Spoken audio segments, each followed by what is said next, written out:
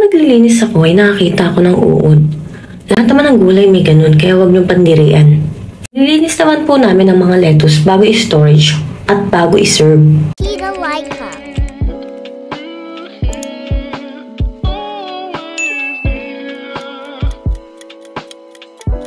Hi everyone, this is your Tita Laika.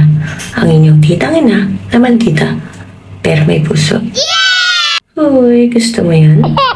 For today's video ay maglilinis tayo ng lettuce. Itong lettuce na to ay pabilog. Iceberg ang tawag dito. May iba't ibang klase ng lettuce at for me, ito yung pinakagusto ko kasi manamis-namis siya. Kaka-deliver lang nito nung gabi kaya naman inalis ko sa balot at nilinisan. May iba pa ba kayong alam kung paano magpatagal or magpanatili ng ka-freshness ng lettuce? Comment down below kung paano nyo pinapreserve yung mga lettuce nyo. Habang naglilinis ako ay nakakita ako ng uod. Lahat naman ng gulay may ganun kaya huwag nyong pandirian. Nililinis naman po namin ang mga lettuce bago i-storage at bago i-serve. Makikita nyo dyan na piniflex ko pa yung uod. Hindi ako nandidiri dyan. For me, mas mandidiri pa ako sa ipis kaysa dyan. Pag nakakita ako ng ipis, para pa akong naasin ng bulate, kinikilabutan ako. Ewan ko ba, basta for me, mas kadirang ipis kaysa sa uod. Yes! Kaya ba, saan ba kayo mas nanidiri or mas takot? Nakakalungkot na ang mahal pa din ng kilo ng lettuce.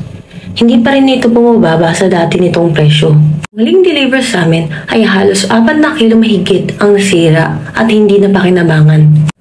Butas-butas hanggang sa gitna kaya naman binago na namin ang oras ng 199 namin. At hindi namin included ang unli lettuce sa aming package dahil baka kami ay malugi. Kaya sa mga customer namin na nakakaunawa, maraming salamat po. Naman po siguro na dati ay unli ang aming lettuce. Ngunit, due to price hike, nag-adjust po kami.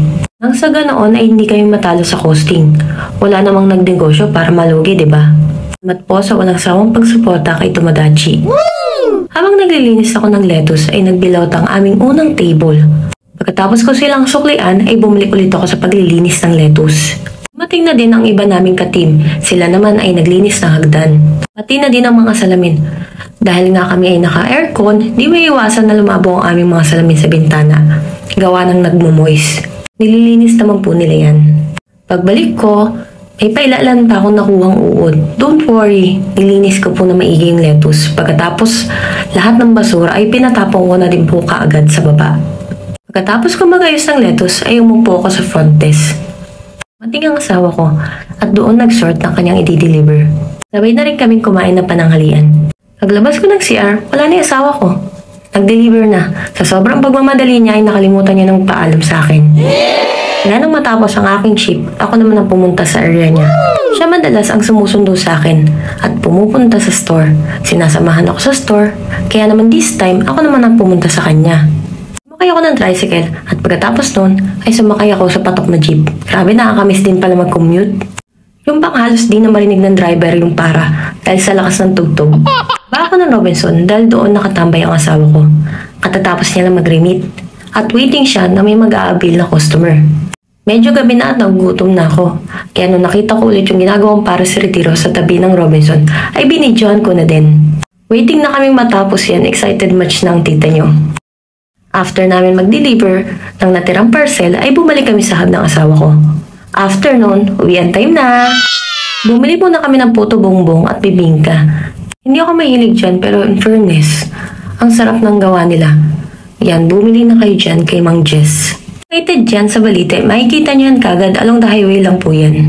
Namalengke muna kami bago kami dumiretso ng uwi.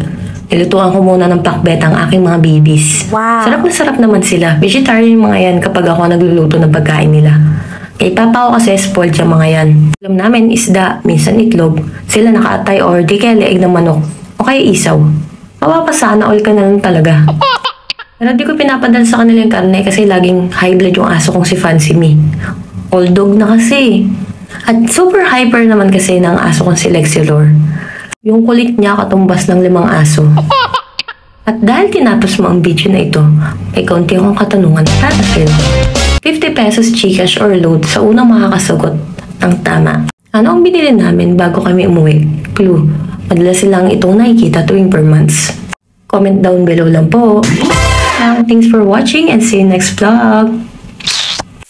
for watching. Share. Don't forget to like, comment and subscribe. See you next vlog.